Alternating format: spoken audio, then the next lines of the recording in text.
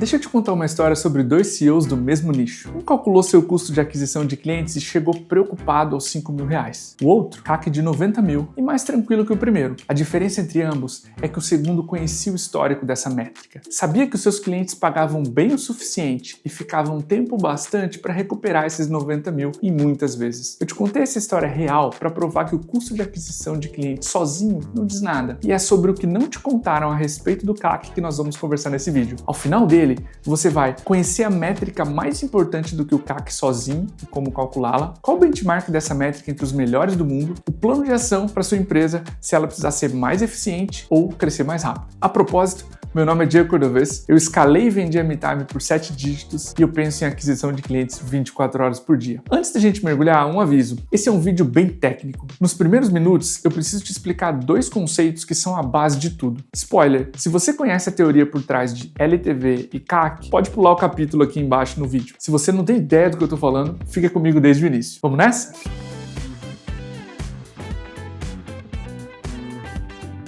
Começando pelo básico, existe um triângulo composto por 3 métricas: o tempo de permanência de um cliente, o ticket médio e o CAC, o custo de aquisição de clientes. A primeira ponta do triângulo é o CAC, é a soma de todas as despesas de marketing e vendas: salários, ferramentas, anúncios, comissões, tudo. Quando você multiplica o tempo de permanência de um cliente pelo seu ticket médio, as duas outras pontas do triângulo, você tem o lifetime value. Ele é a receita total de um cliente ao longo de toda a relação dele com a sua empresa. Exercício de matemática aqui. Se o seu ticket médio é de R$5.000 por mês e o cliente fica em média 24 meses, o seu LTV é de 120 mil. E agora vem a métrica que muda tudo: LTV dividido pelo CAC. E por que essa relação é tão mais importante do que o CAC sozinho? Ela mede diretamente a saúde de uma empresa. Perceba que ela leva em conta quanto dinheiro um cliente deixa na empresa dividido por quanto ele custou. E se você prefere calcular em detalhe, eu vou deixar um artigo aqui na descrição do vídeo que ensina exatamente como medir essas métricas para um grupo de clientes e não para um cliente só, ok? Agora, para não te entediar com fórmulas, deixa eu te dar um ângulo diferente. O CAC é a sua única alavanca de crescimento de curto prazo. Pensa comigo, ações para aumentar o ticket médio demoram meses para surtir efeito. Subir o ticket médio é algo que está associado a entregar mais valor para o cliente. Mais benefícios, mais funcionalidades, mais resultado. Se você decide do nada subir o teu preço em 50%, duas coisas vão acontecer. Seu time comercial vai ficar apavorado e vai defender o preço com medo. Isso é péssimo, comercialmente falando. E o percentual de negócios perdidos por preço vai subir muito. E da mesma forma, ações para aumentar o tempo de permanência, evitar cancelamentos, também demoram pelo menos 6 meses para gerar efeito. Agora o CAC,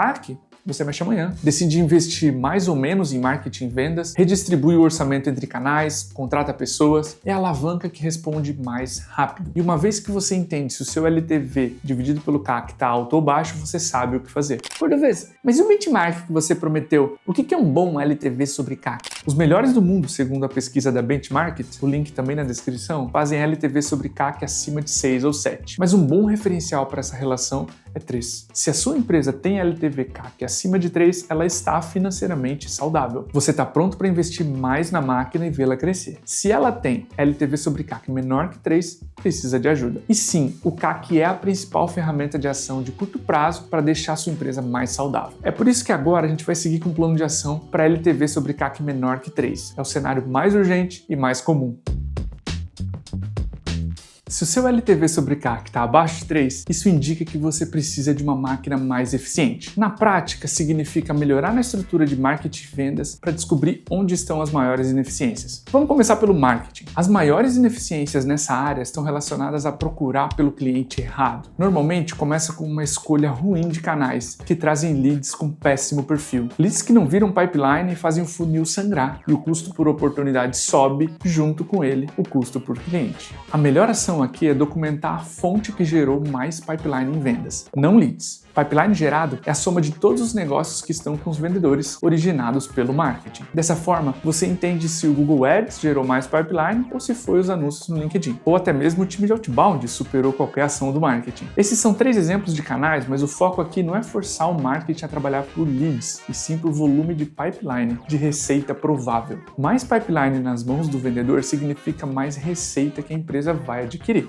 E o primeiro passo aqui é metrificar os canais de marketing. Depois de medir e entender quais canais sustentam a operação e quais consomem recursos sem entregar a pipeline, é hora de priorizar. Essa é uma das fases mais difíceis. O primeiro desafio aqui é abrir mão de motores ineficientes. É sempre difícil, até para líderes de marketing experientes, abrir mão de canais que não estão performando para colocar mais investimento nos que estão. Sempre existe um medo de perder algo, mesmo que o canal esteja em apuros. E o segundo desafio é maior ainda. Mesmo que você tenha bons canais de aquisição que tragam pipeline recorrente e estável, todo canal passa por fases. Você precisa saber em qual etapa está para levar o seu canal para a próxima. Vamos aprofundar um pouco nessas fases. A primeira é a do amadorismo. E por favor, bons ouvidos aqui no que eu vou falar. Quando você começa a usar um canal de aquisição, ele entrega os primeiros resultados. As primeiras reuniões, os primeiros clientes, o time comemora e quer investir mais. Afinal, o canal parece tão promissor, mas aqui existe algo cruel. É muito mais provável que o time tenha seguido boas práticas iniciais e com uma pequena escala, o resultado estagne. Funciona assim, você investe R$5.000 por mês em LinkedIn Ads, por exemplo. Consegue as primeiras reuniões, mas depois de certo tempo, o resultado bate na parede. Você aumenta o investimento, o pipeline não vem. Sobe mais um pouco e nada. A fase do amadorismo começa com uma euforia e termina com o primeiro choque. É sinal de que você seguiu as boas práticas mais superficiais daquele motor. Mas a notícia aqui é boa. A fase 2, a do profissionalismo, vai começar.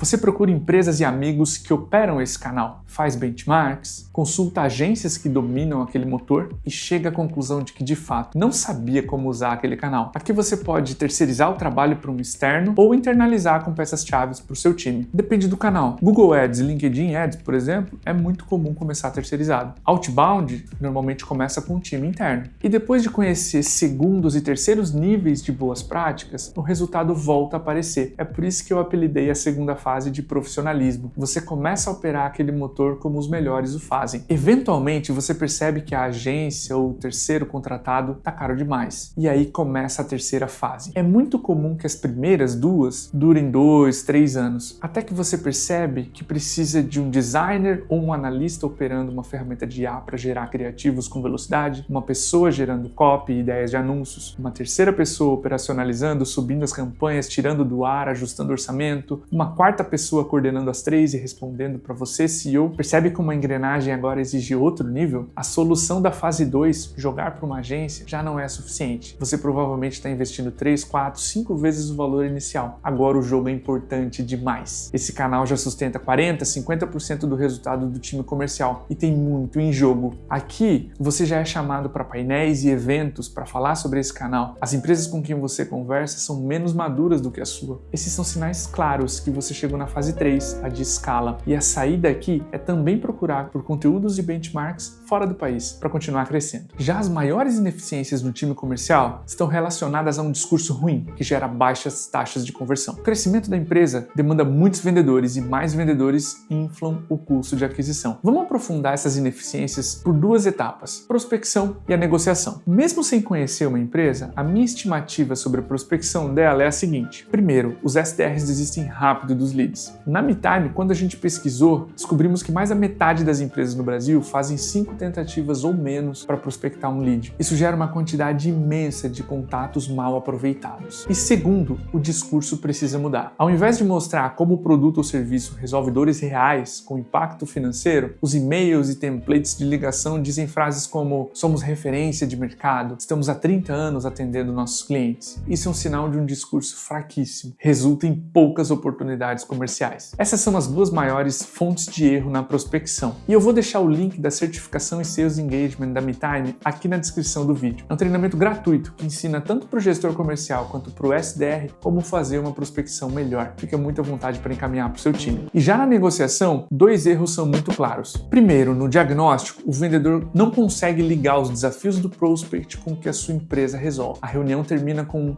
vamos conversando. O cliente não descobriu por que deveria considerar você e o vendedor terminou com uma indefinição. E segundo, o envio e não a apresentação de propostas. Nenhum PDF faz seu trabalho. Se o prospect está minimamente engajado, ele vai se dedicar a essa última reunião com você. Se ele usar o terrível me manda por e-mail, é um péssimo sinal. É prova de que no diagnóstico ficaram perguntas difíceis que seu vendedor não fez. E ele provavelmente está negando sem querer admitir. É cultural no Brasil os prospects disfarçarem o não. E você precisa trabalhar isso com o seu gestor comercial e com seus vendedores. Estimular perguntas difíceis como: esse preço está adequado? Vocês estão prontos para avançar? O que falta para a gente tomar a decisão? Essas são perguntas que parecem simples, mas a maioria dos vendedores tem receio de fazê-las. Essas são as duas maiores fontes de erro em negociações comerciais. Se você tem LTV sobre CAC menor que 3, essas dicas vão ajudar a sua operação a ser mais enxuta e mais eficiente. Ficou com alguma dúvida em algum ponto? Deixa aqui nos comentários que eu aprofundo em vídeos futuros. Eu leio todos eles. E vamos partir agora para o cenário de LTV CAC acima de 3. Se esse é seu caso, você tem um negócio saudável nas mãos. Pensa nisso, você pode investir mais em marketing e vendas, fazendo essa relação se aproximar de 3 e crescer mais rápido, adquirir mais clientes, mesmo tolerando uma eficiência um pouco menor. Recentemente, conversando com um cliente que teve um mês muito lucrativo, ele me disse algo que me marcou. Cordovez, sobraram quase 100 mil reais nesse último mês. Não deveria. Eu prefiro saber onde investir e crescer mais rápido do que segurar dinheiro em caixa. A propósito, esse cliente tem LTV sobre CAC de 10. Meu trabalho lá dentro é fazê-lo crescer mais rápido, entender quais são as melhores apostas. As opções aqui são duas: aumentar o montante investido nos melhores canais, mantendo 80% do todo aqui, e abrir novos motores de aquisição, através de testes, mantendo 20% de verba nessa parte. O cuidado é ter gente especializada, que saiba operar esse canal. É ter paciência para vê-lo gerar frutos. E já que o canal vai começar a ser testado, conversa com o máximo possível de empresas e quem sabe até fornecedores externos. Isso para diminuir as chances de erro e acelerar a fase de amadorismo. Dessa forma, sua empresa começa a gerar os primeiros resultados e já tem um horizonte de profissionalização daquele canal. Você reduz as chances do canal dar errado e encurta o tempo com resultado ruim. E aí você começa a operá-lo da melhor forma possível. Pensa comigo, se a execução é boa e o canal não entregou o resultado, você sabe que o problema é de estratégia. É o canal que não funciona bem para o seu negócio. Isso realmente pode acontecer. Mas se a execução for desleixada, você nunca vai ter essa certeza. E esse cuidado evita frustrações e a morte precoce de canais que poderiam trazer resultado. Se você chegou até aqui, eu espero que esse vídeo tenha te dado clareza sobre o que fazer com o seu CAC. Mais do que isso, que você tenha entendido por que olhar para o LTV sobre CAC muda completamente as decisões que você toma. Se você quer sugerir temas ou que eu aprofunde em algum desses pontos, deixe nos comentários. E se esse conteúdo te ajudou, vai ser ótimo te ver inscrito por aqui de novo. A ideia aqui é entregar mentoria de verdade, com a mesma profundidade que eu faço com os meus clientes. Nos vemos no próximo. Um abraço!